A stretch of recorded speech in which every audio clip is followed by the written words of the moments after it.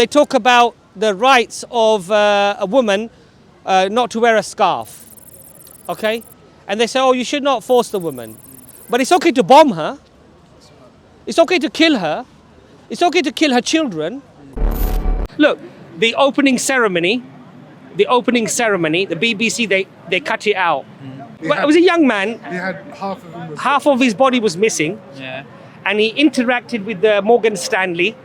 Morgan Freeman, I beg your pardon, right? Sorry. What did they do? They edited that part out. They didn't want to show the people that. Why? One verse of the Quran. Why? Because they're threatened. One of the greatest tenets in Islam is that never bring somebody to be a leader who aspires to become a leader. Anybody who stands up to be elected, that's the last person you want to elect. Are you Christian by any chance? So politics in Islam is the framework of politics, the morality of politics is ruled by the tenets of Islam. I believe in Christ. I believe in the Christ message and Yes. the message that comes from the Bible. Nice, basically. nice.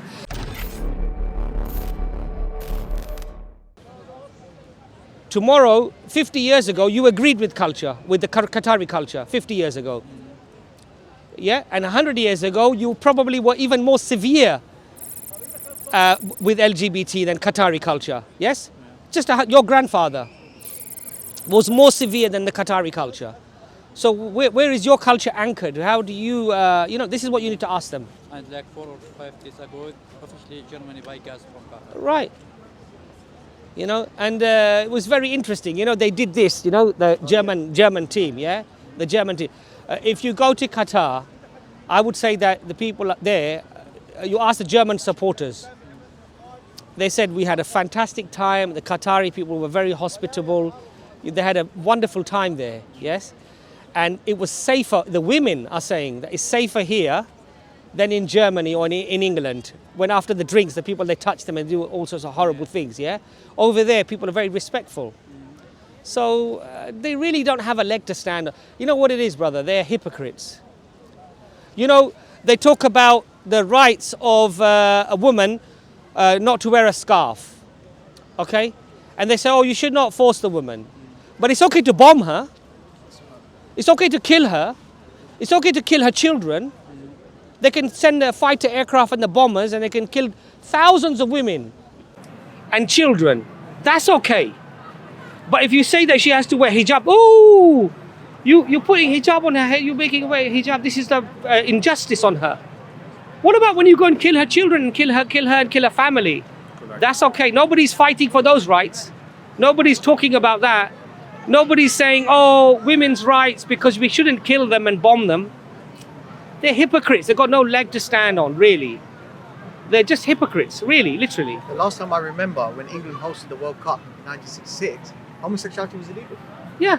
Look, this Malala from Afghanistan, yes? Yeah. Oh, the Taliban, they shot her because she wanted to go to school. She's become this champion. They bring her to Europe. They give her medical treatment. Now she's addressing the United Nations. They're all crying. Oh, this is like freedom and free. Yes? What about her sisters that you were killing in Afghanistan? Yes? What about her children you were killing in Afghanistan? In the thousands in Iraq. Yeah? How many Malalas have they killed themselves in Iraq and in Afghanistan? Tens of thousands, going into the millions of refugees. They destroyed their country. And they're championing, they're crying for Malala. What about the tears for all the people they killed there? They're just hypocrites. They've got no leg to stand on. Anything about Russia when the World Cup was in Russia? Right, exactly. Yes, when the World Cup was in Russia, they never said anything about human rights in Russia or anything like that. Yeah? In Brazil, exactly. They're just hypocrites. They've got no leg to stand. Look, I'm not saying that you shouldn't call out any oppression anywhere in the world. If somebody is being oppressed, yes, you have to call it out. But if you only call out some oppression, and you yourself are a zalim, you create zulm in the world, you're killing millions of people. Your World Bank, the IMF, are starving people around the world, right? Because of your economic benefit. Yeah, you have economic hitmen.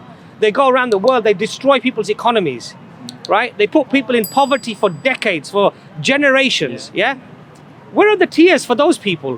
Where are the human rights for those people? It's okay when they're filling our pockets, yeah? Everybody's crying about, oh, You know, the labor, they're only being paid $1. Everybody, I shop at Primark sometimes.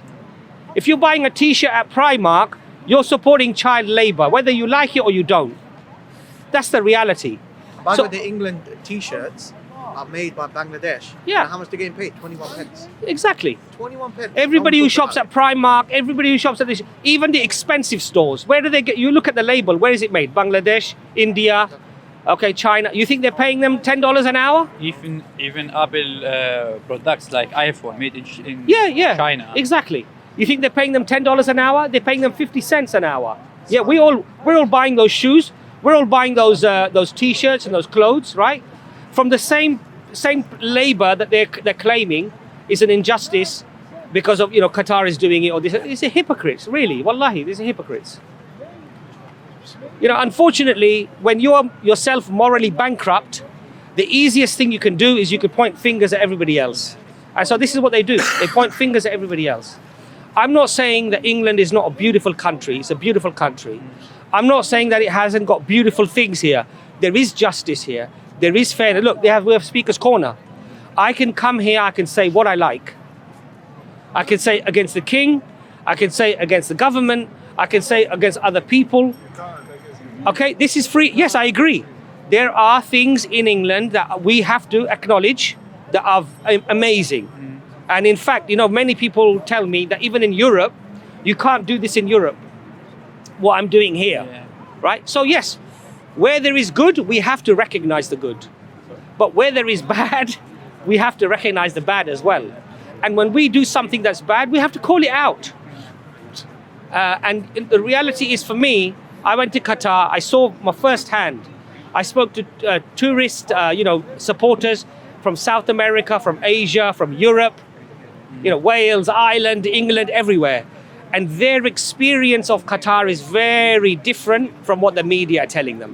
We don't see that. Completely chalk and cheese, really. In fact, they're telling me that our own media they're lying to us. That's what they're saying out there, you know.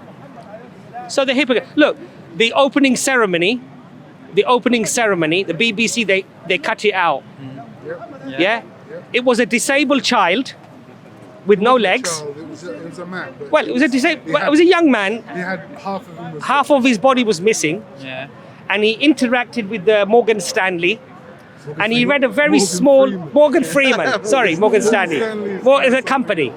Morgan Freeman. I beg your pardon. Right? Sorry, that's my dyslexia. Yeah. What did they do? They edited that part out. Okay. They didn't want to show the people that. Why? Why? Like one because verse, like- one verse of the Quran. Why? Because they're threatened. They don't want positive aspects of Islam to be promoted around the world, because they want to create this illusion, Muslims being backward, being unsophisticated, uneducated, and that Islam has nothing to offer. But the societies here are disintegrating. The society in Western Europe and in America are disintegrating. Why? Because materialism is the God. The new God is materialism.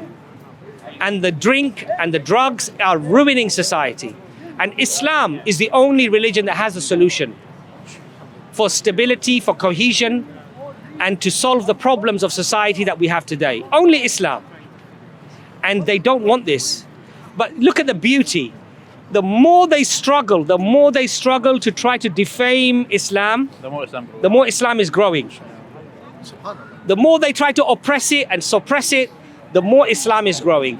And it's growing within the educated people, the young people around 27 years old, and 72% of the converts to Islam are women. But aren't you mixing religion with politics? Because How? there are two Come forward. What's your name, brother? I'm Afonso. Very nice to meet What's you. your name? Afonso. Afonso? Yes. Where are you from, sir? I am from Lisbon. Lisbon. My wife is Portuguese. Really? From Very nice to meet Sintra. you. I live. But the near only Sintra. word I know is abrigado and pastel de nata. Cristiano Ronaldo. And maybe. pastel and maybe Cristiano Ronaldo. And Ronaldo. Of course, Ronaldo. So what, are you religious yourself at all? I am. What religion are you? I'm Christian. Christian. Okay. So what your question was? What was your question? If you aren't mixing with that affirmation, if you aren't mixing politics with religion, which was something that was separated in some countries. In Christianity. One of For the instance, yes. in Western Europe, you had to have a separation because the church and politics were at loggerheads. Yeah. They were literally fighting each other. Alhamdulillah, in Islam, we don't have this problem. Why? Because the politics has to be governed by morality, and the morality has to come from Islam.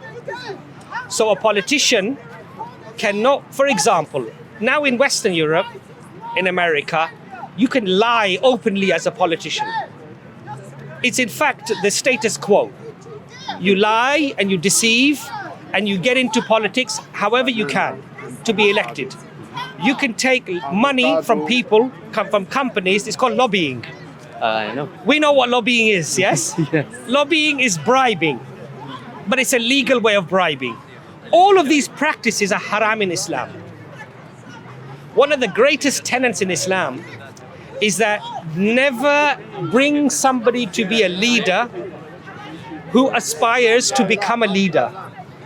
Anybody who stands up to be elected, that's the last person you want to elect. Are you Christian by any chance? So politics in Islam is You are Christian. the framework of politics, the morality of politics, is ruled by the tenets of Islam.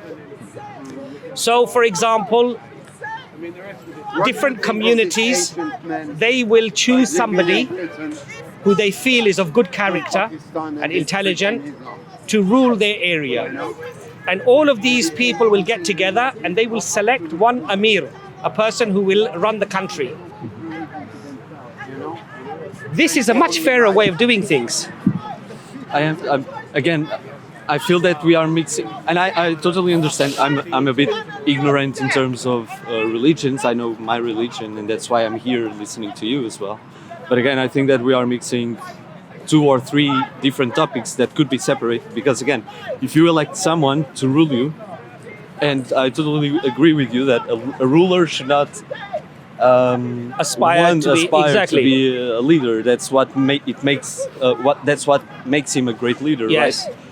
But again, it's about the person and not really about the religion itself. Yes. And I wouldn't find any issue of a Portuguese ruler to be Muslim or Jewish, depending naturally if the person is a righteous person. Yes. No, but my point to you is, what mechanism can we adopt in Western Europe and in America to clean up Absolutely. what we have at the moment, right? And you know, the problem is when you don't have a yardstick to measure how a person should be, how they should fit in a particular role, you will always have this problem. Yes. Yep. Now, with Islam, you know, the leader that's selected is selected not just for his ability to lead, because he has good relations with people and he can negotiate and discuss, but also the fact that he feels that he is connected to the Creator in a way where he has to be honest and transparent. Absolutely. But the problem that we have today is that there is no mechanism, because the people today, to become elected, they follow whatever strategy they can adopt. Whether it's morally acceptable or immoral, it doesn't matter. But in Islam, you can only attain leadership through this moral framework. Now, I'm not saying that at the moment the Muslim countries are doing it exactly in this way. I'm not arguing that. But I'm giving you the Islamic principle of how it should be done, you know? But the thing is that, you see, when we separate politics from religion, effectively what we're saying is that somehow the politicians are separated from the moral code that God has set down for humanity. That they are somehow separate. And in Islam, we don't see it that way. We see that the whole community, everybody, including the politician and the leaders, are responsible to follow the religion of Islam, which is to be honest and just and fair. And, you know, they can't fill up their own pockets. I'll give you a classic example of the second Caliph, Umar Khattab radiallahu anhu. So he is now the ruler of the Islamic Empire. Now, during some campaign, there were some goods that were distributed equally amongst the people. Now, he's the leader. He was very tall and very big. So somebody asked him the question. They said, Umar, how comes everybody's cloth is small, but your cloth is quite long? Where did you get this extra cloth from? He's questioning the leader of the whole Islamic empire. He said, can you give me a few moments to answer the question? He said, please do. He said, my son had a portion of the cloth which he donated to me. And so I stitched it together. This is the join. This is why I have ended up with a greater amount. The man, he sat down.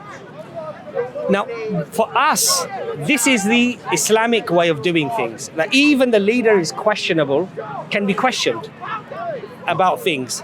And that he doesn't receive, a lavish palace and lavish cars and lavish clothes from the people's money just because he's the leader.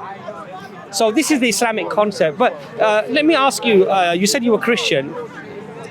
Would you say that you believe in Christianity, or do you identify more culturally as a Christian?